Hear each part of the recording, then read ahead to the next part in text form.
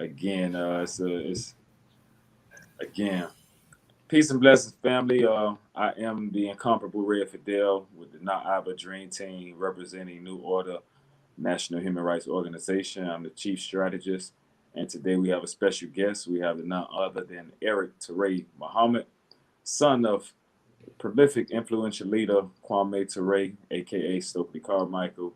And it's a pleasure having you on with us this evening, sir. I honestly don't know much about you, but upon knowing that you were going to be on the show, I kind of did my due diligence, and you're a very interesting individual, man. But one of the things that one of the things that really I think that I really, my that caught my attention was the fact that you really focus on the wealth building aspect of us as a people and individually, man. And I think that's something that's needed with so many groups and so many particular movements.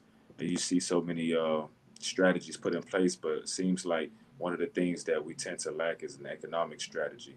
And I think that's something that you probably can actually expound upon. And I look forward to hearing your thoughts on it. But at the end of the day, man, can you just let our viewers and listeners know who you are, a little about yourself or whatnot? I don't want to spoil the moment.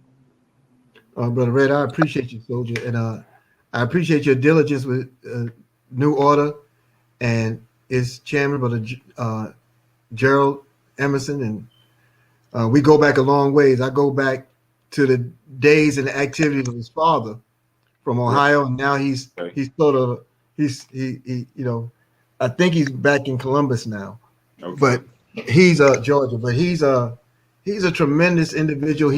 Brother Gerald comes from a great lineage, and he upholds it. He upholds it, and the whole organization does.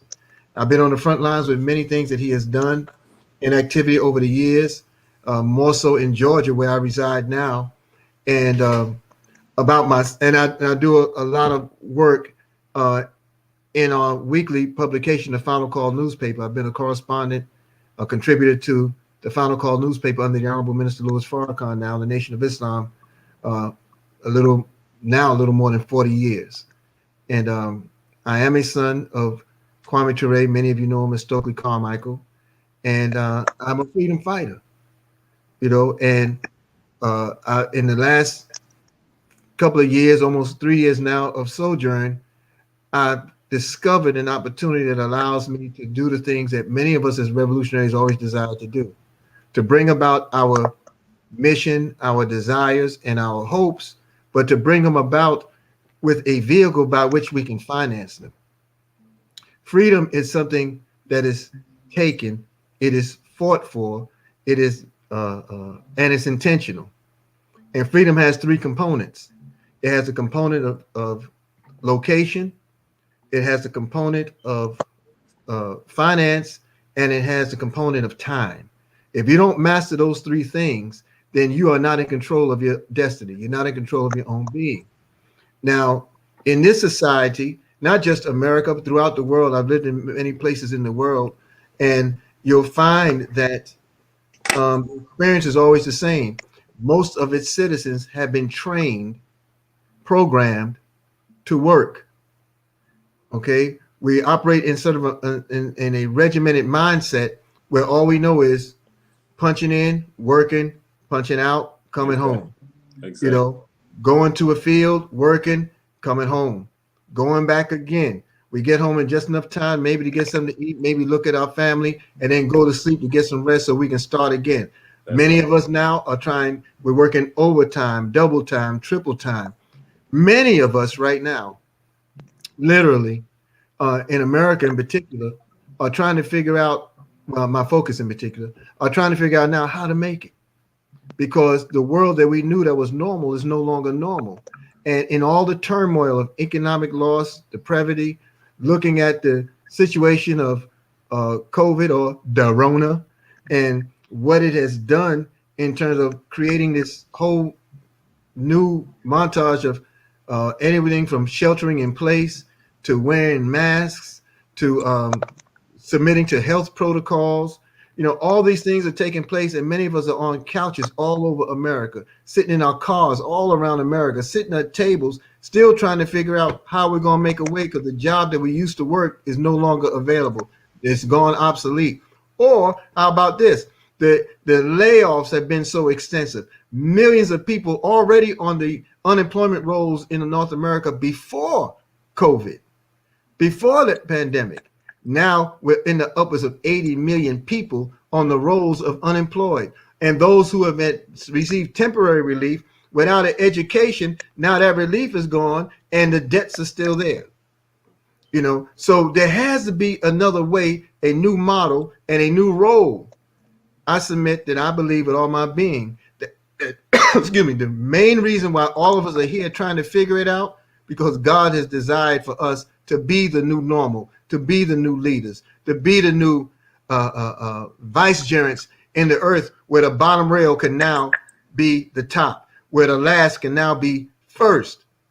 Every people on the planet has had some kind of warner, messenger, or prophet in their time.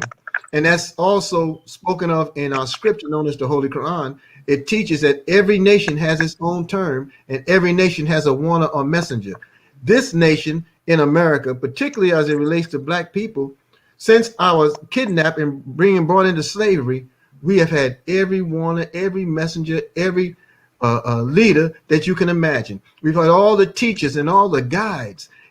Now there has to be something that shakes us into activity, because time is out for all the presentations. Time is out for all the teachings. The teaching doesn't change. What has to change is our activity. God is consistent. Whether you call him Allah, whether you call him Jesus, whether you call him Yahweh, he is consistent. He says, do this by me, and this will be the result, period. Submission to me yields this. So you think the lack of submission and the lack of obedience to God's law is one of the reasons why we may be encountering doing what we're doing now, what's taking place in America at the present time?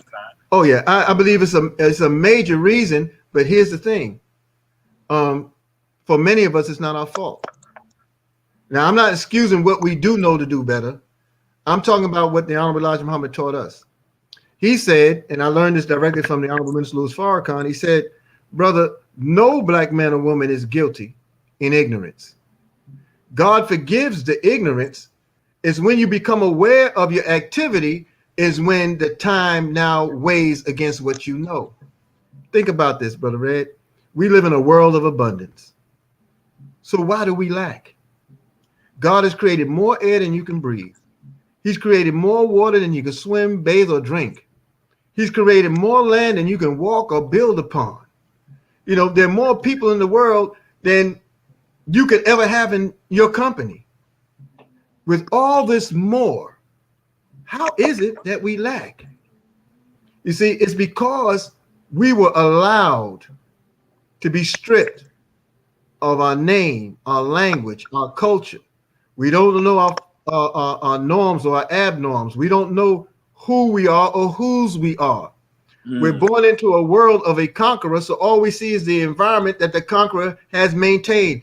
Even our forefathers, our foreparents, who knew who the enemy was and knew what the enemy intended and hoped for a better way, that hope was diminished because the more of us that came into the world, we only saw a reflection of the conqueror, regardless to what mother and father taught. So the only strength you had in front of you was that. And when, yeah. And so when you're in that position, that's a position that created programming. 40,000 hours, researchers have shown 40,000 hours of programming happened in the name of education into the minds of all of America. From the time they're 5 years of age, 21 years of schooling, it might lead all the way up to your undergraduate activity or degree. As 21 years, 40,000 hours of programming of being not new order, but in order. Interesting you say that, because I was having a conversation, and I kind of took that same mindset, and I really feel you when you say that, because I feel like from that time frame, let's say 5 years old, you use 5 until, because from let's say from birth to like 7, those are real formidable years. Formidable years, absolutely. And those years are very important because they kind of like they're the first programming of your process of your mind. You know, that's the first program you put into your mind. So let's say when you go to school, and you made a great point with the 40,000 hours, something I never really considered. Basically, when you really think about it, they Europeanize our minds. Our minds become Europeanized with a rationale from their educational system, from their this construct that we call our reality. That's a lot of times based upon their programming. When you think about it, it makes you really say, how really revolutionary are we, and how are we really free minded people, because our mind has already been pretty much programmed to actually think and operate from a certain perspective. And that's a deep concept you just said, because that's not something you can just wipe away, like when you clear your the RAM on your computer, or you format your formatted disk. That really takes time to actually really wipe away that slate and get back to that clean slate of mind, to where you can actually reprogram that with the proper I would say knowledge, and something that's more advantageous for us as a people with a more melanated mindset. So how do we go, how do you we go about that? How do you take that approach? How do we deprogram? I guess I'm alluding to, how do we defrag and deprogram our minds from such a European construct of Ooh, education? that's a great not only question, but the analogy you brought all the way up. See, think about this first as I get to that answer. Okay. The short of it is courage. You need courage. Okay. Look at the programming. Our formative years from birth to 7, that's a fact. Those are the formidable years that create who you are. Now, what we end up being may be a matter of circumstance. We're gods by nature, right? Because the scripture says, ye are all God's children. That's right. Children of the Most High God. So children are born in the image and likeness of their parents, and the parents, when they nurture in the right environment, when they protect in the right environment, they feed you the proper food, you get the proper clothing, you learn fundamental ways. What happens? You grow up to be like your mother or your father. Their characteristics say, man, you just like your dad, or you're just like your mother. Well, that's the same thing when you're all God's children. Correct. So when we have access to the knowledge of God, the power of God, the majesty of God, we have access to our very nature in which we were created. But when you're stripped of that, or is minimized, where someone intercedes as God besides God, then you have a problem. Exactly. So think about this education, which is really training. I'm sorry, I don't mean to offend. No, indeed. Break that down. You go to preschool. In preschool, you ever notice how all the children lay together, play together with the toys, with the blocks? They're all on little mats, and they're all together. They're all a collective. Right. Even if they don't speak the same language, eventually they learn how to communicate with each other. They either play with each other or they fight with each other, but they communicate. Then, as they get older, the mats are being removed or moved to a side where it's only used for nap, but now you have desks. And the desks now, they're tiny as the chairs, but they're group settings. Then as you get older, you come out of the group setting, and then you find yourself in isolated rows and columns. So you sit straight, looking forward, and it's straight across. Don't look to your left, don't look to your right. They tell you if you copy over someone's test later on, hey, they'll fail you for copying somebody's paper. But in life, if you copy a paper, you get rich. That's right. Because in life, true activity is duplication. If I copy the answers from a cat in class, they'll fail me in class. But if I copy the answers from a cat in the society, I can be rich, I can be wealthy, I can be free, I can be knowledgeable. Why? Because I may be a copycat, but I copied the right cat. Exactly. You see?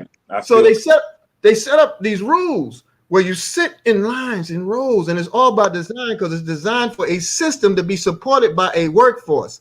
Just like we were brought here in slavery, we are a workforce, and now it's extended to the greater society where you have economic slaves, right? So we work a system. System is an acronym. SYSTEM. It stands for Save Yourself Time, Energy, and Money.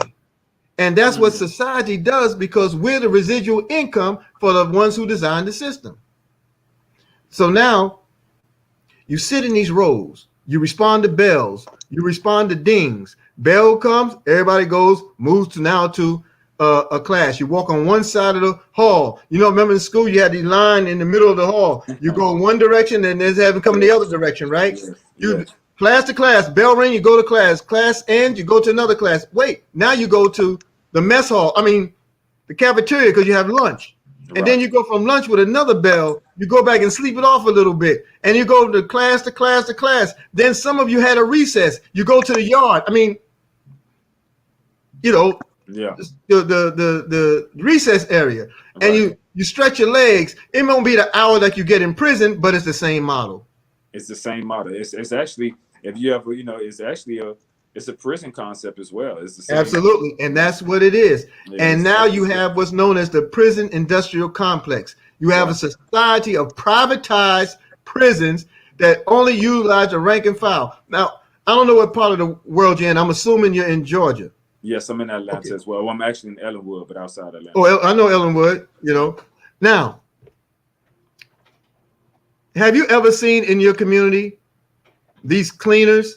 Storefront setup, they say in by 9, back by 5, or in by 8, back by 6. I have. Same day service.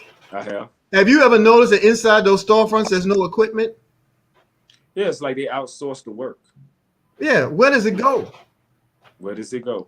Exactly. It goes to Jackson, Georgia. It goes to the penitentiary, where they no longer make the license plates. The inmates clean your clothes because they have the ability in this industrialized complex to churn out sheets, pillowcases, drapes, suits. They press and clean and they send it back to you. It comes back to you in a van. A little van picks it up. A little van takes it off. A little van brings it back. You got your money, so do they. But the prisons don't get it. The institution gets it because it's privatized. You have hotels and motels that, look at all these motels that have no ability to do the laundry for their space. They just have a room and a place where you check in, right? Where do they get all the linen cleaned? It goes to a complex. How about this? When you had a travel agency, when you used to be able to call and you call the 800 number and you call that number and they book your reservation, where was that being done? If you know that things operated from 9 to 5 or 10 to 7 or 11 to 7 overnight, where were they making these calls? The call center was your prison. So you have Bert sounding like Betty asking you, you know, where would you like to travel? How long would you like to stay? Wow, that's powerful, man. I never considered that. And it makes prison industrial complex. It's a fact. And here you have in America, why is it rather that America per capita is the largest houser of prisoners in the world? In the world. And there's only little more than 500,000 people inside the United States, and we lock up more than 2 million or more. How is it possible? And check this out. We also have the largest concentration of political prisoners in the world, recognized by every nation and humanitarian, like New Order, recognized by every humanitarian organization except the government that locked them up. We're cannon fodder. We're residual income. You know, and this training was set up so you can move into it without an issue. So all these dings and bells and whistles and walking in a straight line, not looking right, not looking left, not knowing another way. And how does it become residual when they're released? When you're released without knowledge, self, kind, and others. When you don't know another way except the way they got you locked up in the first place. It produces recidivism. It's the revolving door that takes you out into a world that you can't embrace because so many things have changed since you were locked up. You go right back in. Right back in. Exactly. And start it over again. So that's the education. That's the training on the rudimentary level, right? And then you have those who may not go to prison, but are still imprisoned by our fear. or lack of courage. You Which is the know, worst. Which is the worst prison. it is. Yeah, It is. to be a prisoner of the mind is that's Oh inescapable. man, brother. You ever think about the fact? Now I can tell just from your conversation alone, you've always thought differently. You I know, have. you always I thought have. differently amongst your family, amongst your friends, amongst your peers. You know, you might be the one that always said why. You Indeed. know, or Indeed. you might be the one that said, can it be done this way? You know, you were that kind of person. You're the one that thought outside the box, outside the paradigm, or like the commercial said, beyond the paradigm. You I know, appreciate that. I you have been. you're that fella. You're that brother. Excuse my vernacular, but you that dude, I right? am. I was the And one in school always raising my hands, questioning the history that they was imposing upon me and why these people look like this in that region. And biblically, I was the one that in Sunday school they told me to shut up because I knew that from a rational standpoint, the people shouldn't look like that in that area of the land, or why is this person like that? And it was just logical questions that a child would ask that mm, but that they try to instill fear in you when they say don't question God and such and such, quote unquote. That's what the Christian, under the Christendom construct used to teach at the time. I don't know what they do now, but I definitely was that person, oh not brother, knowing look, what. look, you're that dude. Let me tell you an experience I had. And I think I might have shared this once before when I was with the Knowledge Radio when I was on some time ago. I was about 6 or 7 years old, and as a child, I was raised in a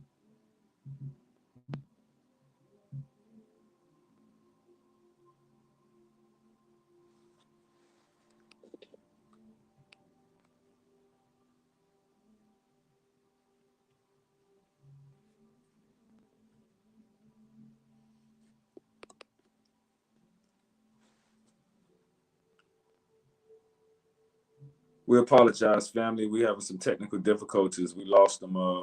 Hopefully he'll log back in. the only thing you appreciate is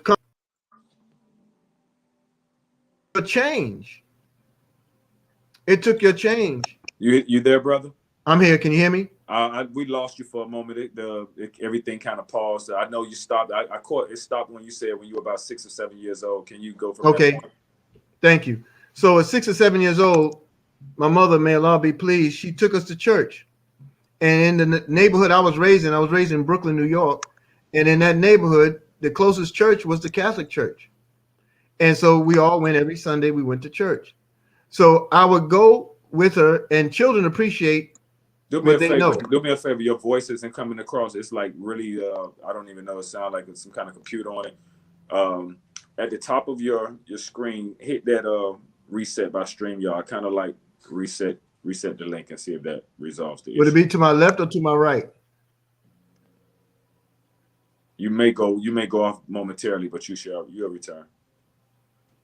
I don't see where it 'Cause I says. want to be able to hear you, and I want my listeners to be able to hear you clearly. But something is going on where your voice is really chopped up. Will the reset mean it'll take me offline and bring me back? Yeah, it's like right now I can see you, but you don't sound the voice. Something is going on. Hold on, let me try on my end. Hold on.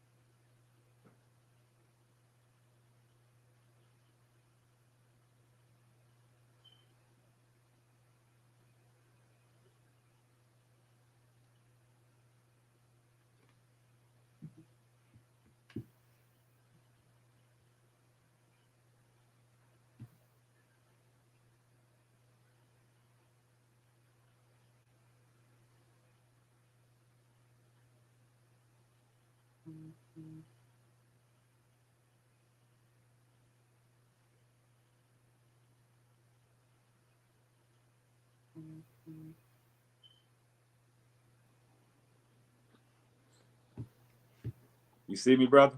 I do. I All right, do. now we good. We good. Everything's clear. Wow, brother, you look just as good on my right side as you did on the left side. You look bad as somebody. Stop it! I say. Yeah. So you was saying when you was about five or 6 or 7, what Right. were you saying? So I went. My mother took us to church, and the only Okay. church in the neighborhood at the time was a Catholic school. I mean Catholic church, and we went every Sunday. My mother was a deeply spiritually centered and religious woman. There's two different things: being spiritually centered and being religious. Religion means way of life, and spiritually centered mean you have an essence with you that allows you to respect the divine. Okay, so I went there, and when I went, there was in the lobby of the church as you entered, there was a gumball machine. You know, you put coins in it, you got candy, you got gum, stuff like that. Now, to a child, that's what we appreciate: Exactly. candy, toys, food. That's our appreciation, Right. right? Before we got into the church, my mother gave me change for the collection. I knew what it was for, but I saw what I appreciated. So when I stepped into the church, I took that change, dropped it in that machine, turned the little knob, got the little candy, ready to walk with my mother, and she popped me upside my head. I mean, she hit me so hard upside my head on the left side, the right side felt like it was bleeding. You know, Oh man. imagine your mother in the church with you, going all black. Bow! Exactly. I know. I What feel you. the hell is you doing? Mm. I wanted to give God candy Mm. because Wow. that was my reality. I wanted to give God what I appreciated. I appreciated God, but I want to give God candy. If we have a collection for God, I want to give him, want him to know it came from me. When I told her what happened, why I was doing it, oh man, the hugs and the embracing. She was apologized. Oh my baby, I can't believe. So we go into the church. She must have told everybody in the church. I can only imagine that when the basket was to come around, I was going to drop this candy in there.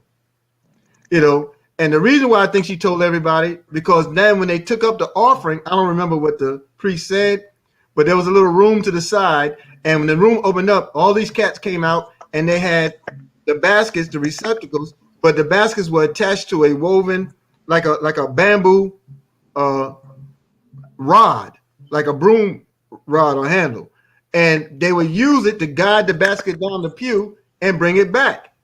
And Mm. everybody would drop this stuff in there, and then the basket would go back and it'll go from row to row. Right. So now it gets to my row, and I'm sitting there, and the basket comes by. I got the candy or gum. I don't know what it was I had in my hand, but I knew it was some form of candy. And I watched it go past me, and I watched it go back, and she popped me again. She said, "You said you were going to give that to God." I said, "I am." Is he going to come out that room like these dudes did? Like these folks? Mm-hmm. See, because my reality was I wanted to give it to God. I knew they weren't God, but they said the offering was going to God. So I just assumed as a child that God gonna come out the room like these dudes came out with the basket. Exactly. I assumed and believed on God being a human being, a Right. supreme of beings, but I always believed that God was a man. So that was me at 5, 6 years old, maybe 7 years old. You know, I don't know what happened to the candy. I'm almost positive I didn't eat it. Oh, she popped the hell out of me, Oh man. man. Twice. It's interesting you tell that story because if I'm not mistaken, I want to say that your parents, or definitely probably your grandparents, are they of like Caribbean descent? Yes. For your people, okay, because I can resonate with you because I'm also of Caribbean descent. My mother and father are originally from Key West, and they people came from Bahamas and Cuba. Bahamas, yeah, yeah, Yeah, that area, that yeah, region of Key yeah. West, yeah. So yeah, that's why I kind of grew up in Miami and Key West simultaneously. So I can really feel you when you say when you brought up Catholicism because most islanders they under the religious construct of Catholicism. Like me as a Mm-hmm. young boy, Mm-hmm. I came up like an acolyte. My people Yeah. Episcopalian. You know what I'm saying? So Yes. I Yes. remember going on Saturdays to acolyte practice and stuff like that. We used to be back there drinking the wine and all that kind of stuff. So, but that's what I was when I went to Key West because my grandmother, she was very, I would say, religious and spiritually centered, like you said. And going in when I would come back to Miami, my mother wasn't really into the church like that. And then I got introduced to like baptism, Baptist churches, I would Mm-hmm. say. Mm-hmm. And that was a different experience because when I first went there, hearing the people just pretty much shout out and be so, overt, Vocal, yeah, yeah. just doing all the, all the shouting. It was a different experience for me, but I gravitated towards it because I was in love with like the singing aspect. I love how the music, Expression. the expression, exactly. So getting a feel of both of those worlds was definitely a great experience, and it gave me a foundation to actually expound upon with insight. Like, okay, I know how we do in a Catholic setting as well as a Baptist, but it was Islam. It was actually, in particular, the Nation of Islam back in the day as a young boy that really opened my eyes to it all under the leadership of definitely who you mentioned before, the Honorable Elijah Muhammad, Farrakhan Khan at the time, and the papers and stuff. So I definitely always give credit to the NOI for just taking a young boy who was curious and knew something wasn't in line, and just giving me, I would say, a plethora of information to allow me to put the pieces in place. So Mm-mm-mm. I was able to go back and see it clearly what that was, and and I still, I respect it. I don't knock my family for what they do, anything like that, but I can understand where you're coming from, because it's such a doctrine that teaches you how to be blind, and it has you go into something just with a blind faith, but you can never question anything. You can never use this beautiful mind that this God has given us to question him or of this and that. And I always thought, to me, that wasn't something that was correct. And so, but I feel you. I feel you on that. And it's good to know that someone comes from a similar setting and background like that, and they Yeah, understand. but it just really proves the universality of us as a people. It does. It does. You It know, does. in the Muslim scripture, the Holy Quran, it says that we were all created in tribes and families so that we may know one another. Right. In other passages there, it talks about how everyone has a reward with their Lord in their day. It mentions the Muslims, it mentions the Christians, it mentions the Sabaeans. It mentions other people, other entities. I mean, think about it. We have the Igbo and different tribes in the world. Right. We Right. have we Right. have different traditions all over the world. You know, and these traditions all recognize a divine force or a supreme being. And guess what? Many of them, if not most of them, were here before there was a Christianity. Before there was Islam in Exactly. Exactly. formidable construct. Right. So, what is the true religion of God?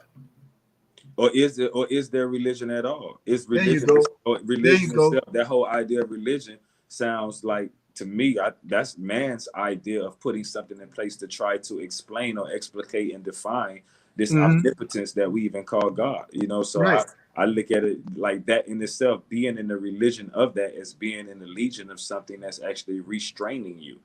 I think, Or it's made to grow you. Because remember, the tribes and families, so we all may understand.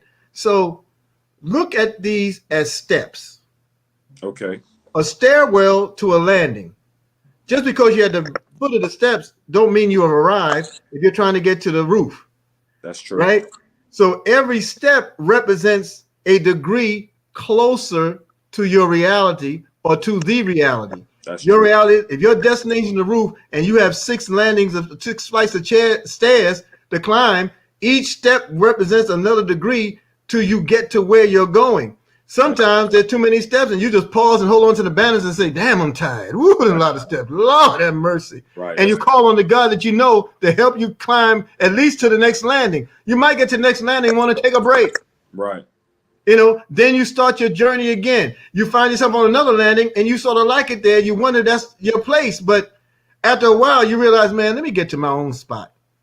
And you climb again. So we're created in tribes and families. We're made to go different experiences. Jesus in the Bible speaks towards the vicissitudes of life. These are steps and these are stages. So yes, there's a creating by man to produce these different spaces that are leading us to the divine reality. But the divine reality we still have to get to. If my destination is God and your destination is God and you're on the road, well, every road has a map.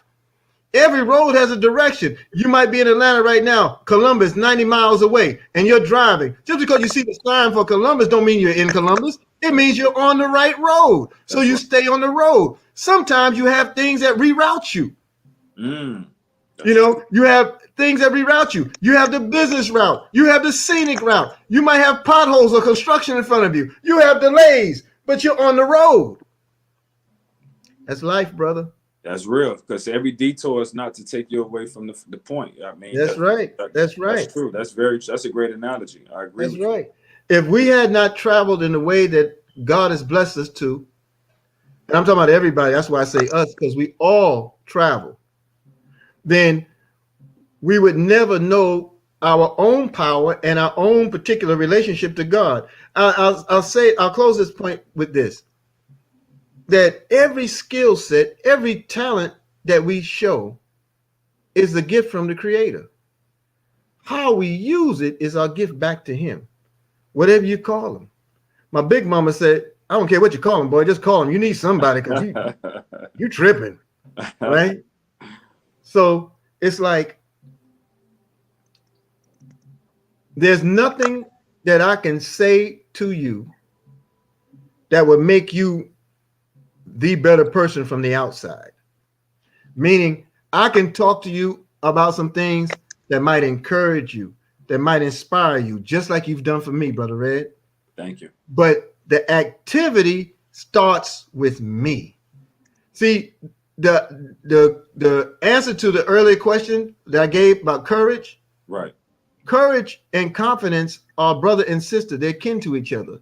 But Okay. those are doors that you can only open from the inside. Nobody outside of you can give you courage. Nobody outside of you can give you confidence. We can do the things that inspire those things that are already in you because the Creator is perfect in His make. You know, so when you open the door from the inside, I'm going to step out into this. Man, you've broken that comfort zone that keeps us trained, that keeps us robotic, that keeps us skeptical, that will keep us broke. Here's the economic point, if I can sort of segue to that. Indeed, it is, and it's interesting, and I don't want to stay on the point too long, but I definitely you got my mind, you got the wheels turned in my mind.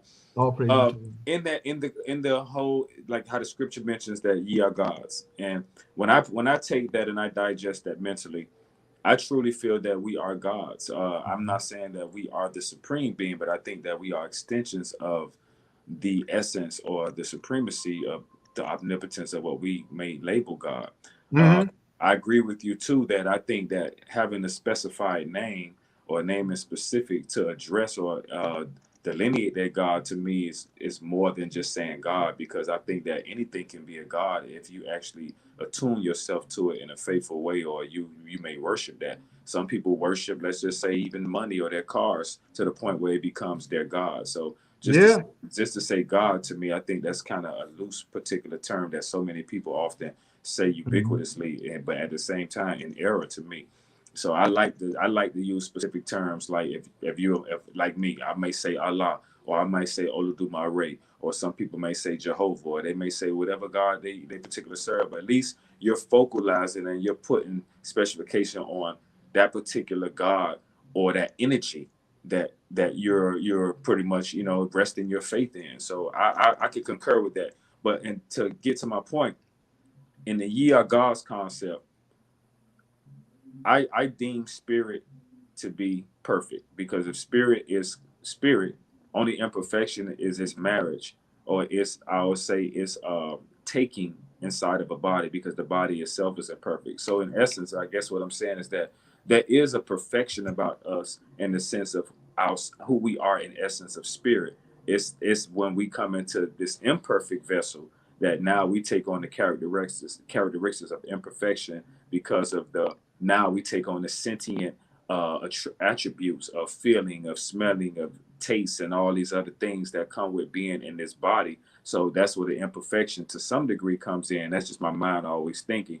But I think that there is a perfection about us that if we tap into that God perfection, or quote unquote that God side and gene of us, then we can actually manifest so many things on a higher and a more sublime level, that I think that the powers that be in higher constructs, they know that they keep us from that. They keep us ignorant of that fact, and they keep us Mm. disconnected from that higher self that so many who have gone before us were able to do. Mm-hmm. Now, see, man. You created another hour with this. Look, uh, take our program, our producer, for an example. Okay. Now, I've known of Knowledge Born of Law for a minute, okay? And what his attribute possesses is the power of definition. It does. See, the moment you define yourself as a God, what you're doing is you're giving yourself power of definition. You're controlling your environment and your very existence. You have more control over it than the enemy has over many of us. Your willingness to look at your being, the physical, as being finite and depending on a spiritual force beyond you is a power of definition. Why? Because you're able to see something greater than your suffering and greater than the fallible. You know, so the spirit can be perfect. However, our activity is not, because we're finite beings in a finite vessel made to operate in a finite activity or construct. Right. Okay. So the Holy Quran, in going with the ye all God's children, the Bible, the Holy Quran says man was created in stage after stage after stage until he reaches eventual perfection. Where is the reach leading you to? Where is the perfection found? Prophet Muhammad, peace be upon him, is quoted in hadith saying, when you seek knowledge and when you find the knowledge, that's when you lost the knowledge. And meaning that knowledge is something, a journey for knowledge never brings you back to your point of origin. Your journey for knowledge is always a continuing journey. You never get it all, because the expanse, the abundance from the one greater than you, greater than us, and greater than our suffering is in charge of all of it. Indeed. In Arabic, kun fayakun means be and it is. Right. Okay. In our culture as wealth builders worldwide, we work out of a philosophy, we work out of a culture, and we work out of a system. And it allows us to accumulate wealth, grow the wealth, develop cash flow, and create generational wealth that lives on beyond us. So in this philosophy, we have three things that we do: be, be, do, and have. Got you. It's about power defined. Be the business you're about. Do what's required to manifest the business you're about, and you'll have all the reward and blessing that comes as a result of you manifesting you. So it's a power of definition that's required for any of us to achieve our stages of development. And the reward will always be the abundance that's waiting for you when you exercise your skill set as your gift back to the universe. See, it's all about the essence. People live, they're born, right? People die or transition or expire. In the God body, we say, oh, he or she returned to the essence. What do we mean? You see? So there's a lot there. That is definitely is. And speaking of wealth building, the wealth building you're speaking of, is that like a program, or is that like a organization, something that you offer or you're a part of? Explain that. I'm curious to know about that. I'm pretty sure our listeners and viewers are too. Absolutely. What is that? Wealth Builders Worldwide, or WBW, it's a group, it's a collective. And this is a group that was formulated 7 years ago now, 7 years ago last month, but it's been in existence of it by the founder, Mr. Tyrone, and his wife, Valerie Best, for 37 years. It was always a concept that he always wanted to see come about as Wealth Builders Worldwide, but he never attached the name to anything that he was doing until he saw it manifest in 7 years ago. This man, 25 years free from corporate America, hasn't punched a clock in 25 years. His wife, Sister Valerie, hasn't punched a clock in 37 years since Ronald Reagan was president. Wow. If you don't know who Ronald Reagan was, great. They have 100. The real cocaine cowboy. Boy. In the best household, there are more than 100 years of freedom. Their sons,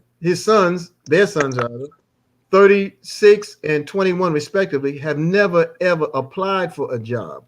If they were on Jeopardy and the prize was $1 million and you asked them their social security number, they'd lose. Most of us in America know our social security number like we know our date of birth because we're programmed to use it. Exactly. We're programmed in the system of debt. We had to apply for every loan. We had to apply it to every application to work. We had to apply it to every banking institution. We have to know it like we know our date of birth. That's our bond number. Yeah, you see, because the social security number, it tracks. Well, let me put it this way: your U.S. dollar today is known as a Federal Reserve note because it's not backed by anything. Exactly. It used to be paid to the order of demand, paid to the bearer on the order of demand, $50 in gold or $50 in silver. Exactly. It was a bondable tied to an asset. So it gave you price stability. You didn't have the invisible tax that we have today known as inflation. Okay. But now when it's not attached to anything, it becomes a floating dollar, or now what's known as a Federal Reserve note, where a note is a debt.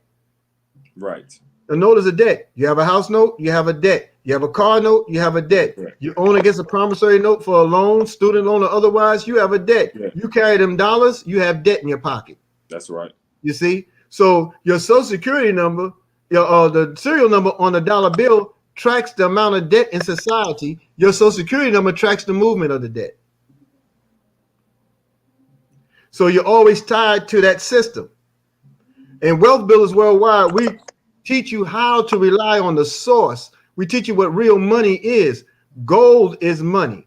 Silver is money. But gold is the purest form of money. And when you have access to assets as opposed to liabilities, then you're living in the world, but not of the world. You have the ability to control the leverage and the economy under your own roof. And this is important because the majority of the world does not. You see, you control under your roof. You come into your home, you can control what lights will come on, what temperature you want in the space, how your food is stored, the furniture you have, who stays up, who goes to bed. You have all that control in your kingdom, right? Right. But when it's time to handle the money, you have to leave your home, lock your door, travel wherever you got to travel, and then punch in. Right. Now you have to pay your debt. Now you have to pay your debt. And your debt is paid in time. Yep. Something you could never recoup that back. You can't. You're selling time for money. Right. So freedom is rooted in financial, location, and time. That's the root of it. Freedom is a lifestyle. And not only do we teach it, but we lived it. I live it. I came into this opportunity at Wealth Builders Worldwide 2.5 years ago now, a little more than 2.5 years. I haven't punched the clock since February of this year, February 6th, before Rona, before COVID, before the virus. You can't give them the credit. I worked along with my wife, figured out a way inside of this opportunity, following a system that allowed me to no longer sell my time for money. Awesome. And that's and I'm glad that that's how I know this is all divine, because I'm there right now, brother. Like I still punch a clock, and I go to work every day, and I have that gut turning of, I don't want to be so crass to say disgust, but it's like I'm so detached from that construct and concept, because I know that the freedom that screams in me, is something better for me. I can break free of that. And so I needed to hear and connect with something like that, because I want to actually put myself in a position where I don't have to exchange my energy for the little peanuts they give me, just that's already designed to keep me just paying my house debt, aka note, just paying my car debt, aka car note, like you taught. And it's like I want to really get to that place, man. So, and I know so many people right now, they feel the same way, and they want to actually get to that place of financial freedom. But financial freedom really is mental freedom. It's personal freedom. It's the ability to actually live and not exist and survive. And so many of us stay on the gas of surviving and existing, that lead up to so many health issues, so many mental issues, and the whole nine, because we never experienced what this life thing is about, because we're so busy trying to catch up in it constantly. And like you spoke of that revolving debt, we stay in a vicious cycle of revolving debt that ultimately we just pass down to our children. We don't even be able to leave anything for them from a place of wealth. So I definitely want to know more as well, man. Well, take a look at this. I just sent you a text, an image Okay. Take a look at that right now, and I want you to share with your audience what that number is. Okay. Hold on. It's gonna probably take me out for a minute, but I'll be right back. Hold on. Okay.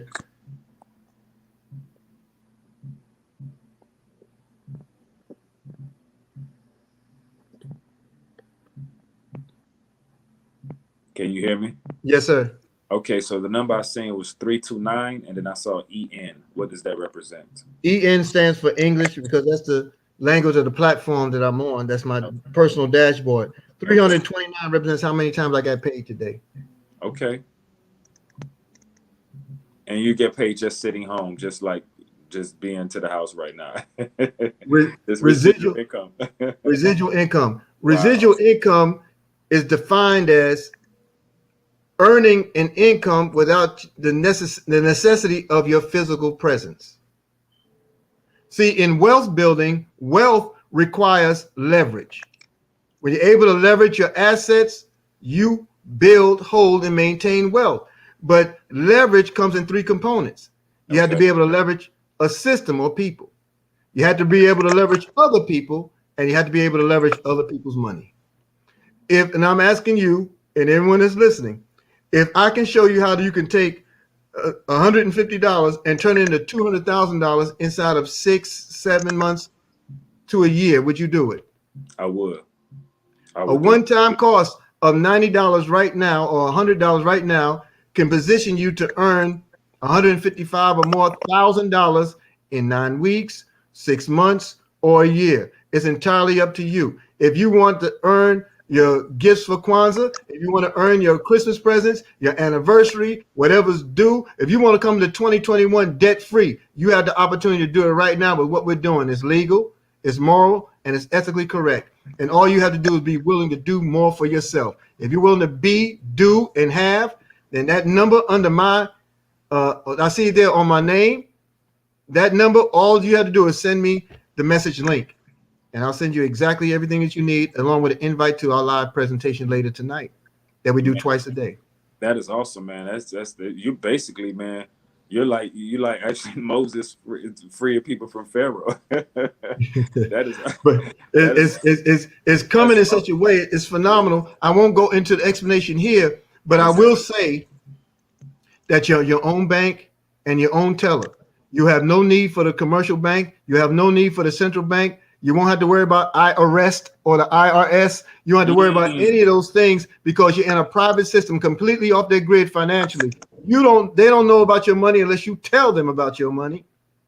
Now I can tell you how many times I got paid, but because it's an asset, I leverage it. You don't pay tax against the asset because you didn't liquidate it. I show you how to leverage the opportunity where you can free yourself, free your family. If my family right now wanted to pay, and my daughter, who's in college right now, if she wanted to pay her college way in a couple of days when it's time for it to be due, she can swipe her debit card that's tied to the asset, not to the bank.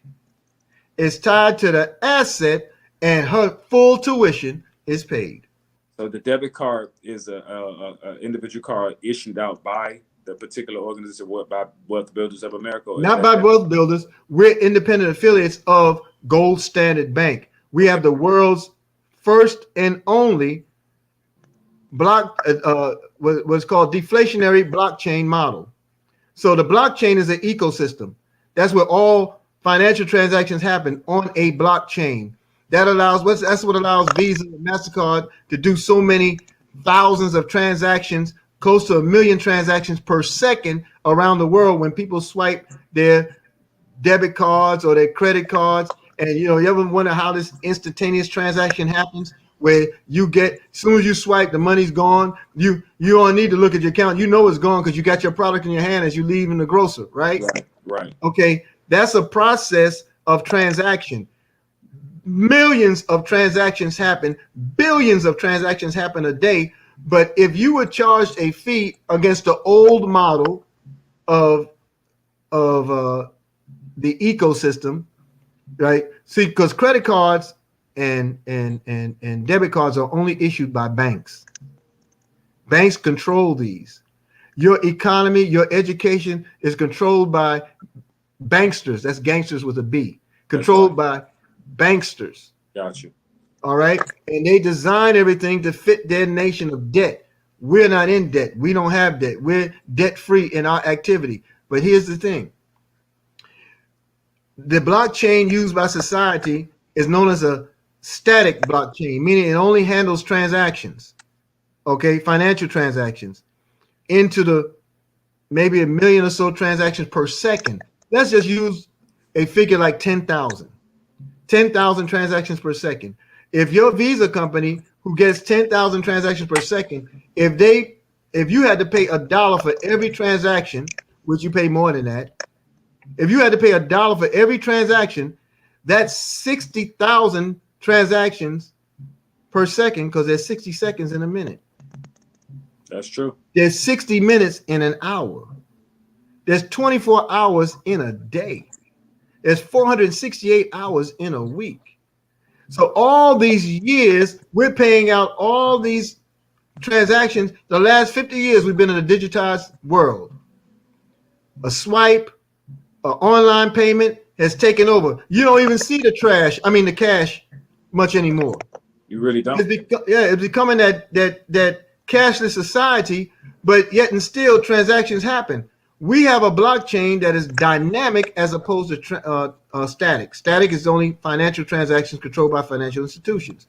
We have a blockchain that's controlled by our own cryptocurrency coin, but we utilize Bitcoin and Ethereum, and we have more than 12 to 15 products that everyday living, including those for merchants, can use totally off the grid, and you control your own money. You make available what you want to make available, and because it's peer-to-peer transaction, no one can get in between because it's a decentralized. There are no middle people. We have an escrow system that we're launching in 2021 where you can go ahead and buy your house, buy your car, whatever you want to buy, pay for your professional fees, lawyers, attorneys, doctors. Look, engineers, you don't have a middle person. You don't need a credit check. You don't need a background. We don't need your social security number. You're off the grid. Wow. I'm in, brother. And it's legal. I need all the information once we leave this. I'm in. I need to be a part of that. I want to be a part of that. I'm creating a different financial blueprint for not only me, for my family, and that's something that I would like to learn more about and be involved with. I definitely. Yeah, and you can get down right now. It's free to join. It costs you nothing but your chains. You can lose your chains. So the short of it is, you can't lose anything by trying, but you can't gain anything if you don't. That's right. That's right, man. That's real, man.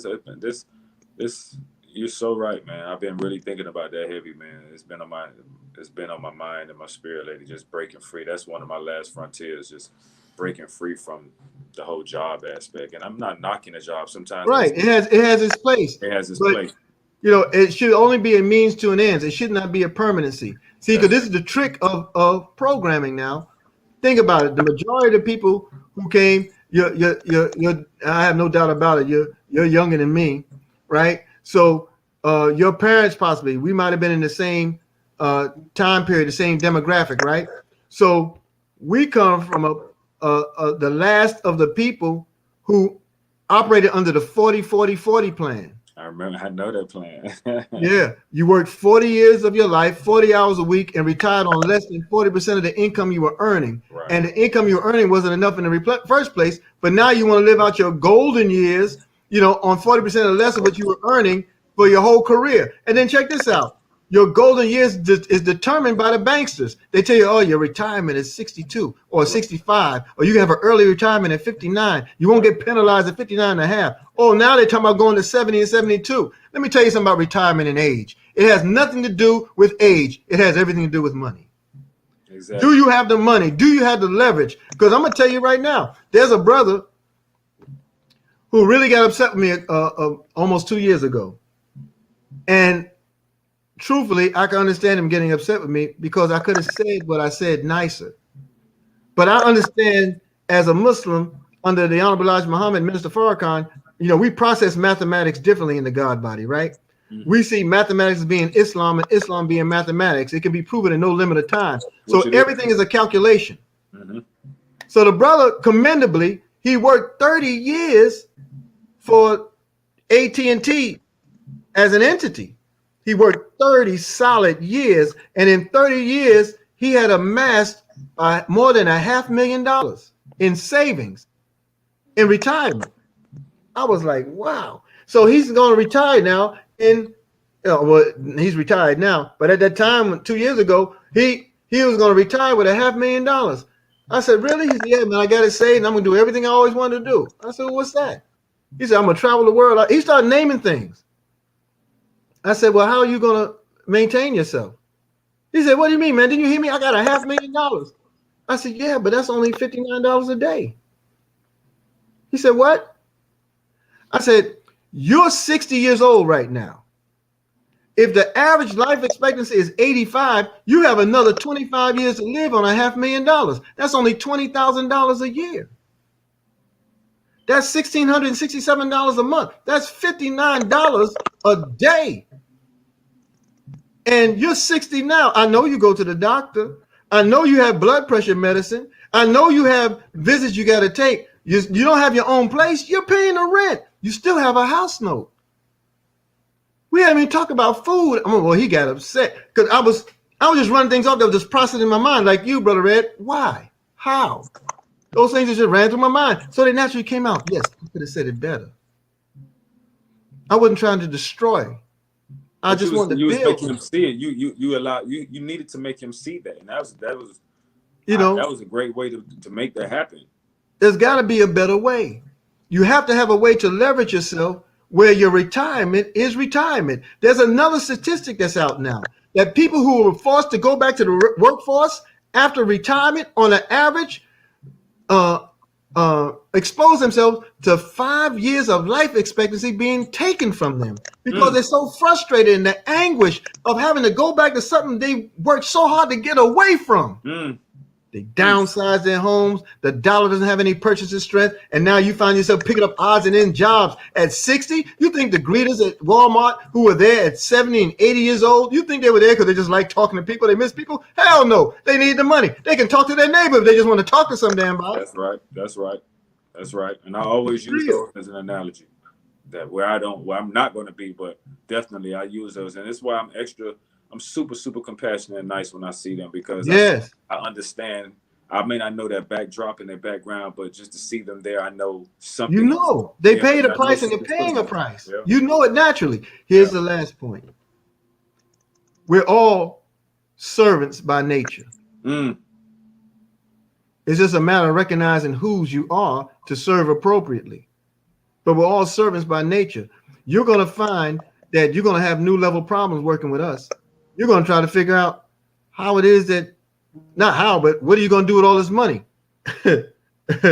That's serious. You know, you're going to have new level problems. You know, where am I going to put all this money? How am I going to do X, Y, and Z? Yeah, I can't spend it or I can't save it or what am I going to do? How do I protect it? How do I grow it so it lives well beyond me for my children, my children's children? The Bible says that a good man leaves an inheritance for his children's children. Exactly. Is that you? Is that me? I know it's me. Here's the thing. When you're willing to serve first, money becomes a byproduct.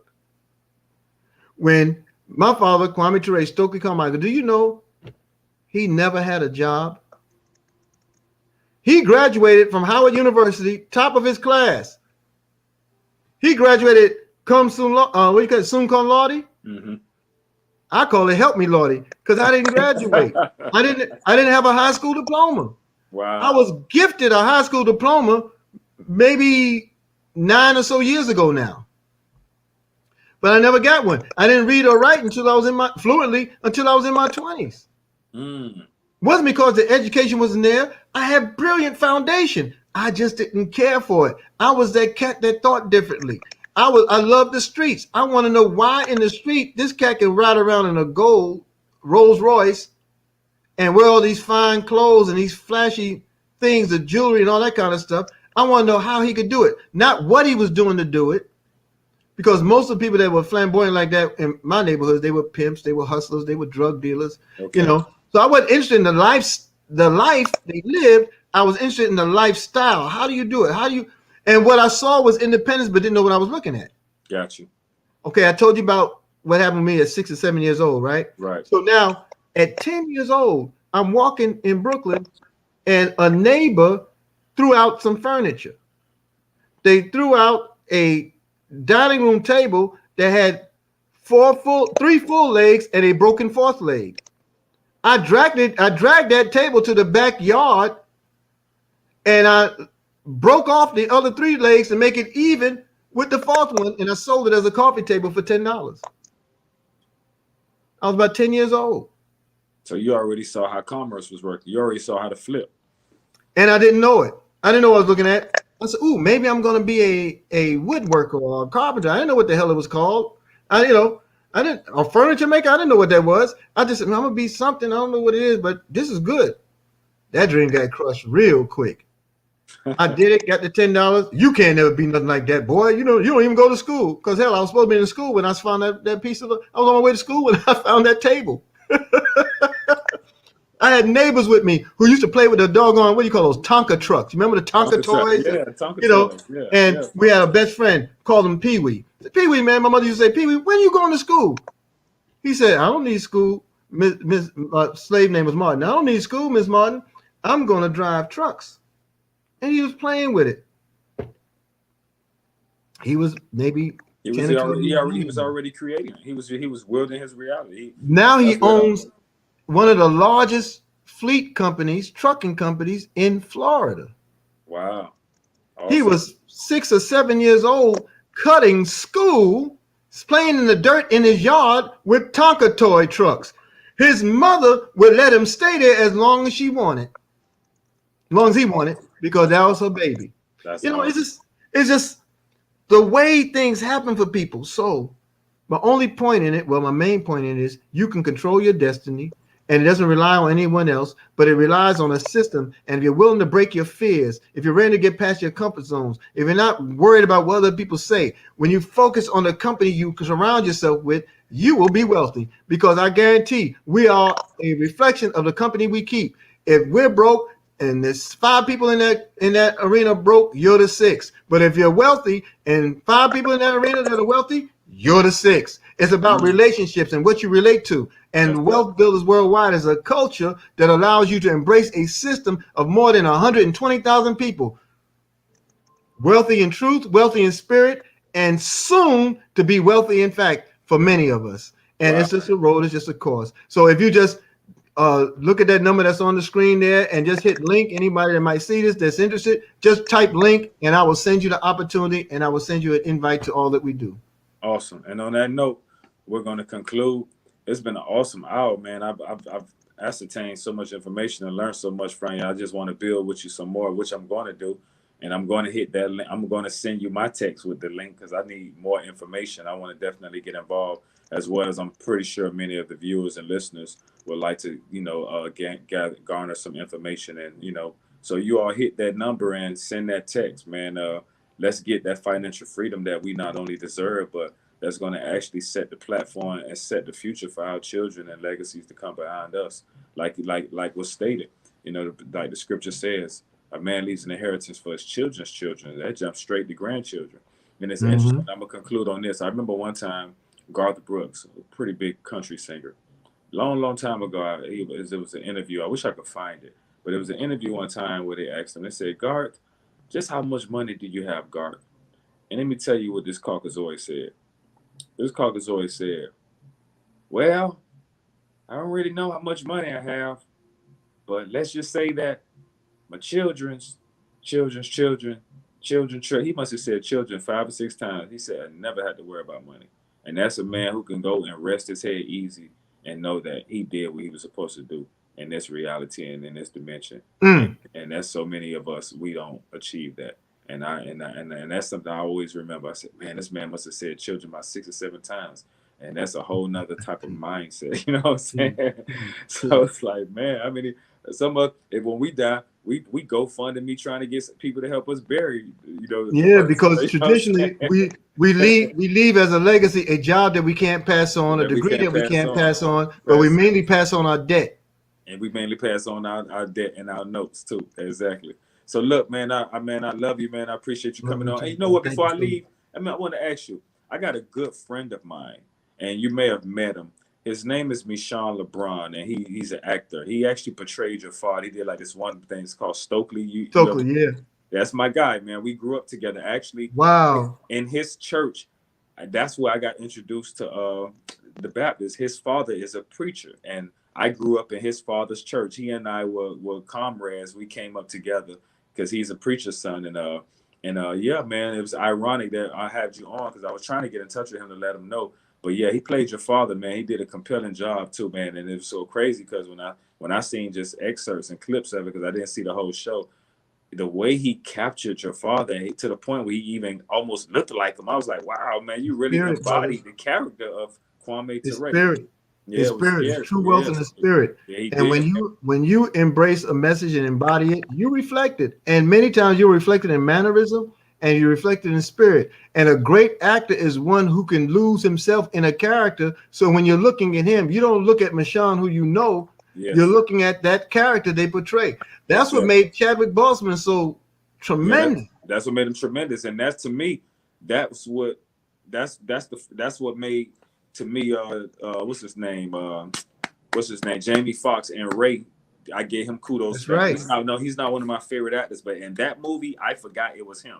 I was looking at Ray Charles. He was. You forgot Will Smith was Ali. You forgot Chadwick was Jackie Robinson. He was James Brown. He was one of the Kings. He was an Abernathy. He's done so much volume of work where he was able to portray other people, and you didn't say, "Oh man, that's Chadwick." They didn't say, "Oh man, you see the Jackie Robinson story? Man, Jackie was a bad dude." When you can admit that, then you're in your true gift. Indeed.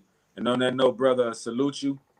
I want to send a salute to my organization's awesome founder, Gerald Emerson Rose of New Order Organization. And welcome, and thank you for joining us, my brother, and to our viewers and listeners. Thank you for joining us. Hopefully you enjoyed this as much as I have. Hopefully you gained some information, valuable information at that. And don't forget to hit that number and send your text. Let's break these chains. Let's reach our freedom. And to use the stair-step analogy that you use, let's continue to climb those steps which represent those degrees and get that financial freedom, that spiritual freedom, and the human experience of living and not existing and surviving, family. And let's do it as one. Hey, I love y'all. Again, New Order. We out. Peace. Peace.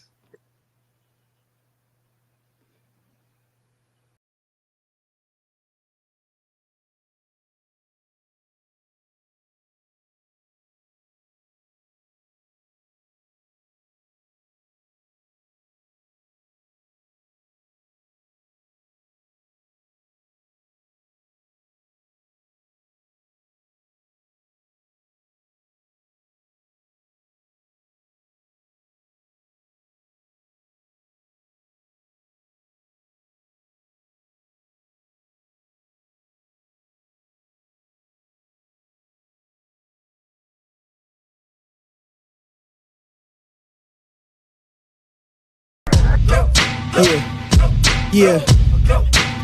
Now we gonna tell them. Night in front. We tell them like this, yo. I'm an African. I'm a African.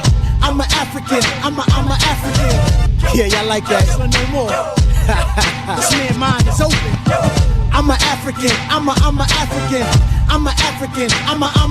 Let's get back to the motive is best developed by recognizing the common enemy.